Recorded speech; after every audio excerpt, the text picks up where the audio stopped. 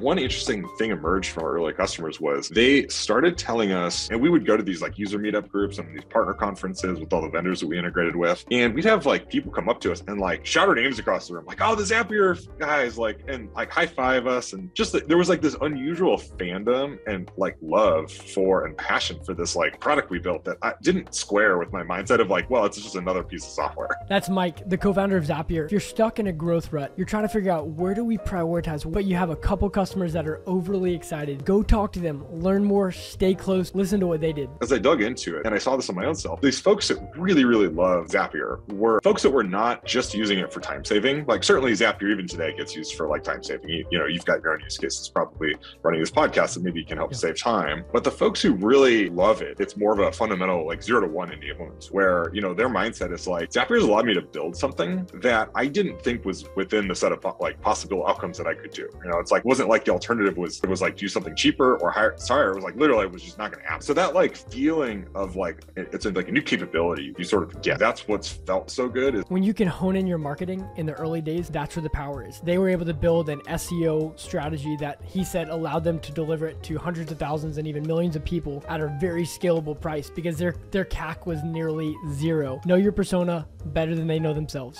Boom.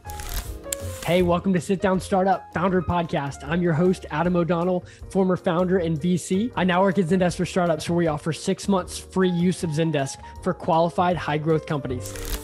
Mike, I'm so excited to have you here, man. Let's get right down to it. Everyone has heard of Zapier on this podcast. Yeah. Could you tell us when you founded it and was it doing the same thing as it is now? No. So today, I generally think of Zapier as like a no-code software automation platform.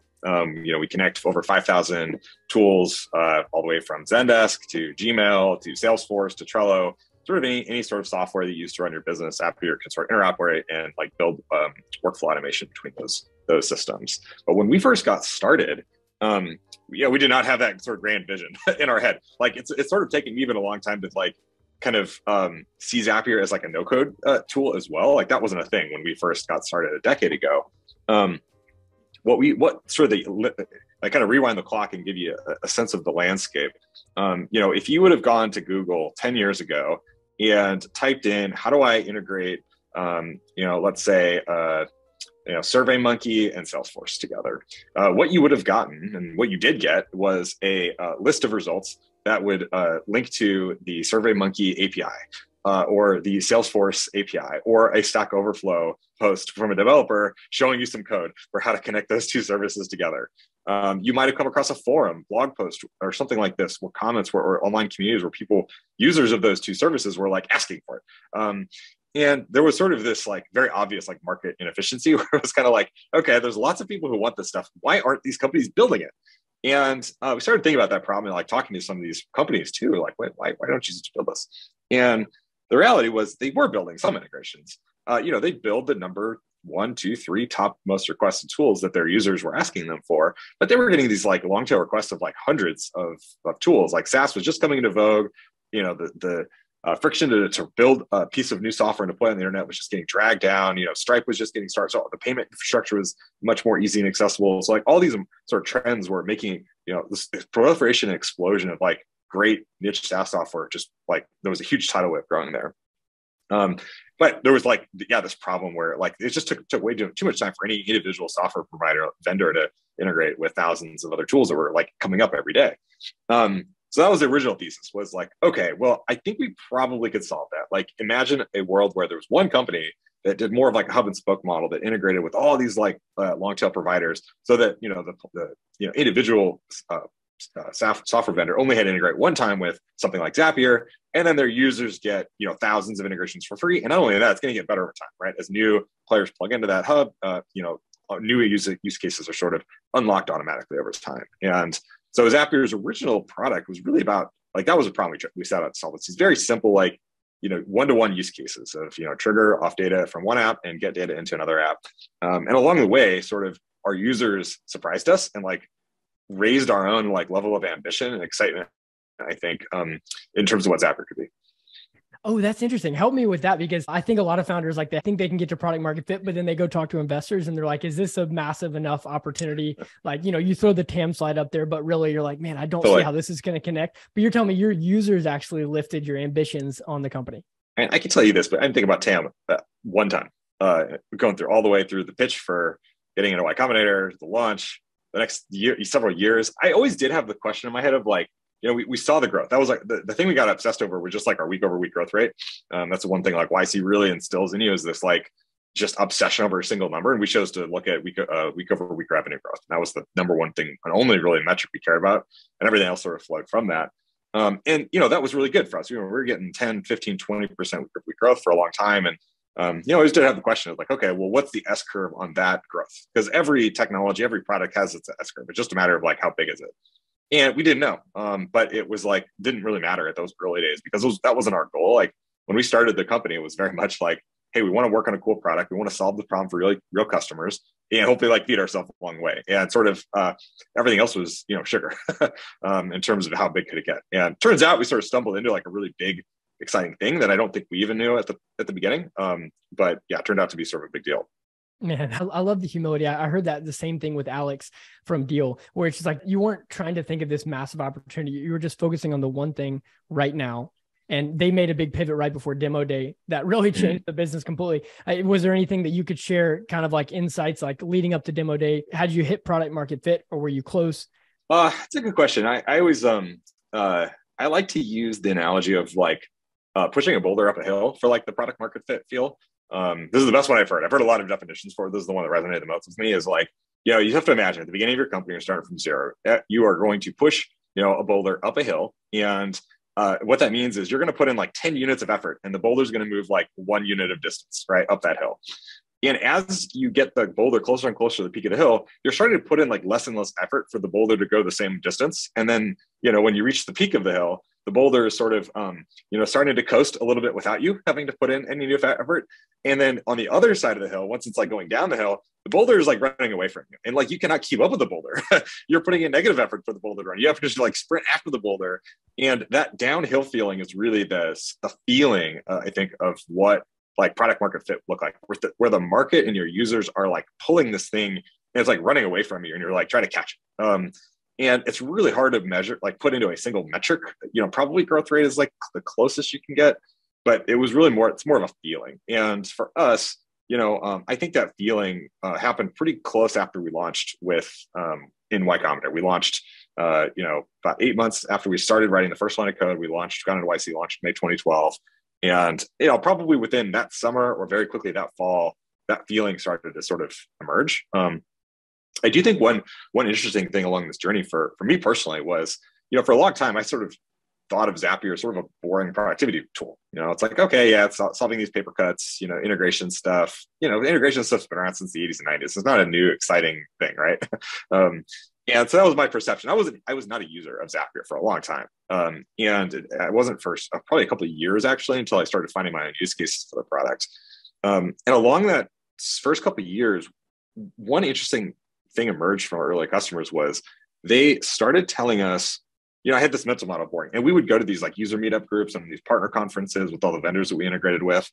And we'd have like people come up to us and like shout our names across the room, like, oh, the Zapier guys, like, and like high five us. And just there was like this unusual fandom and like love for and passion for this like product we built that I didn't square with my mindset of like, well, it's just another piece of software, and like, so we were trying to figure out like what's going on there. And as I dug into it and I saw this on my own self, these folks that really, really love like Zapier were folks that were not just using it for time saving. Like certainly Zapier even today gets used for like time saving. You've got your own use cases probably running this podcast that maybe can help save time.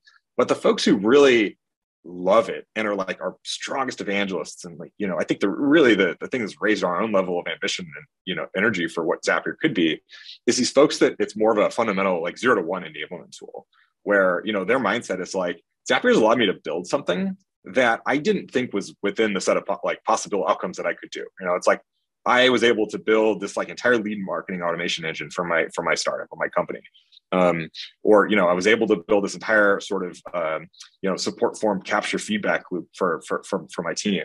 Or maybe run my entire like onboarding operation cycle for my startup. And I didn't, that meant it wasn't like the alternative was not doing it or the alternative was like do something cheaper or hire. Sorry, it was like literally it was just not going to happen. And so that like feeling of like it's like a new capability you sort of get, right? And I think people really, that's what's felt so good is like when you get like a up level, like you get a new superpower, you get like a new capability, then this like new tool that you can go out to the world with.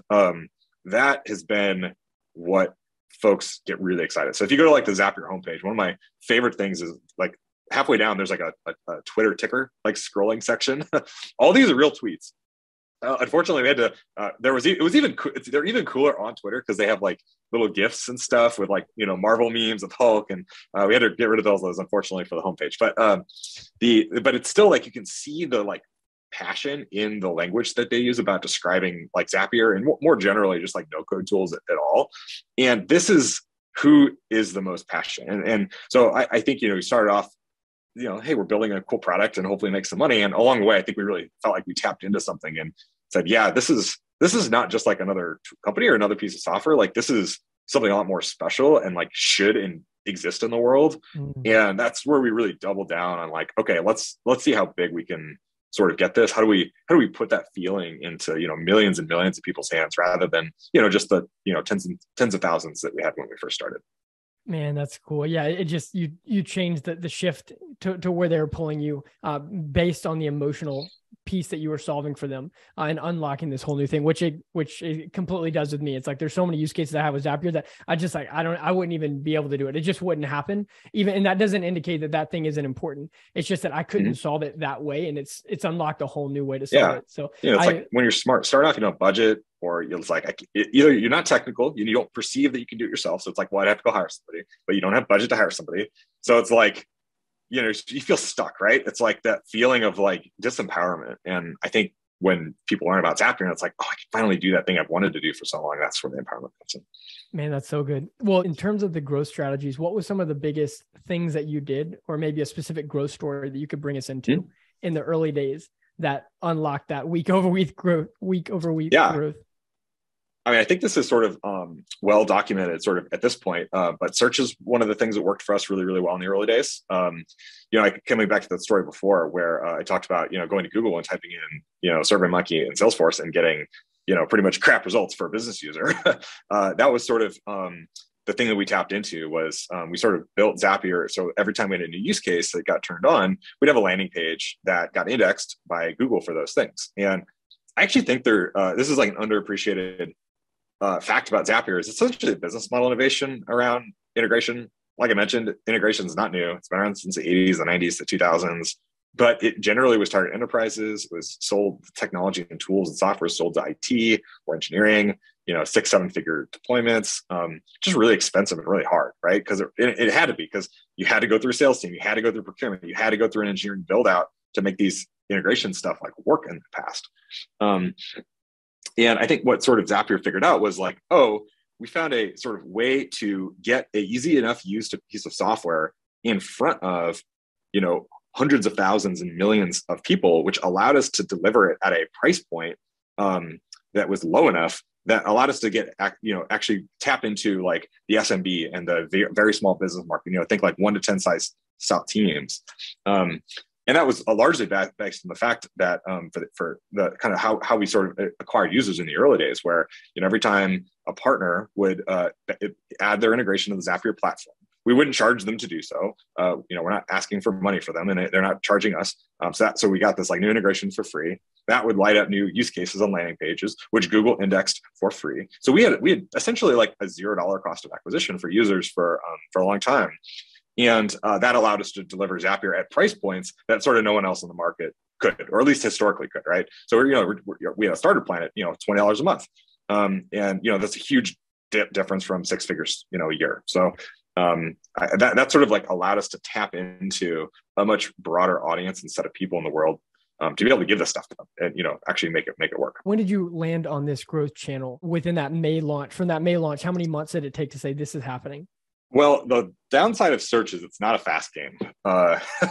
So Brian Wade and I, my two co-founders, we all worked at a company in Columbia, Missouri together before we started Zapier called Veterans United. They do VA-backed home mortgage loans, and we all worked on the search marketing side of that business. So we all had some exposure in our past to this idea of like search and how it can, get how you sort of connect a latent user need coming in through Google with like a landing page that can solve that user's problem, right? That's like I think that's the best way to think about Google and like search is, it's literally users expressing their need, and you want to show up really well to say, hey, I can solve that need, right? And Google's algorithm, essentially what they're doing is playing need matchmaker, and they're trying to figure out what's the best internet provider that can deliver on the need that user wants. That's like kind of a simplistic way to think about the game of search. The downside is it takes a long time for Google to index pages. It takes a long time for Google to learn that you are the best vendor, or one of the best vendors, in order to show on sort of that landing page for that sort of user intent.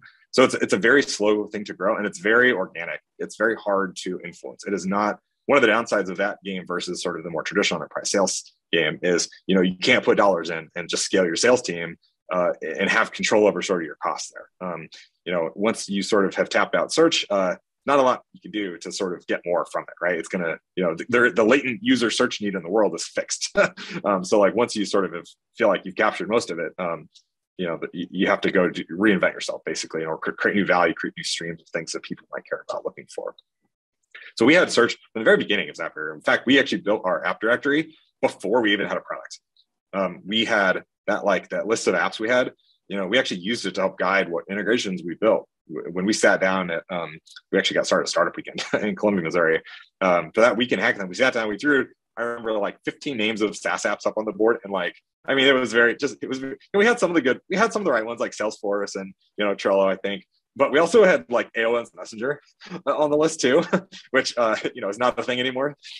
So, we were sort of like all over the place in terms of, what we thought people want to connect. So we just put landing pages up with email forms on them at that point and use that to drive demand, like insight for demand. And we sort of built a platform in the early days where it was fast enough for us to build integration literally in an hour. So we would just like get an email request from a user on a new landing page, and we would build integration and email back same day and be like, all right, hey, we got it. You can use it now. And that's how we sort of got a lot of our initial customers and users. That's amazing. Well, the last question is your superpower as a founder. What would you say it is? These days, I think the place that I have spent the most amount of my time is like living in the future a little bit. Sort of have to be willing a little bit to like somebody in the organization needs to sort of be willing to like go plant a flag out in the future and say, this is where we're going. Right. And that is probably more of what I have done for like that. That's sort of I've changed my role a lot actually at Zapier over the last 10 years. I've never had like a single consistent role. Like I ran a product management team. I ran our entire build org. I managed engineering. I managed research. I managed data science. I ran our labs team.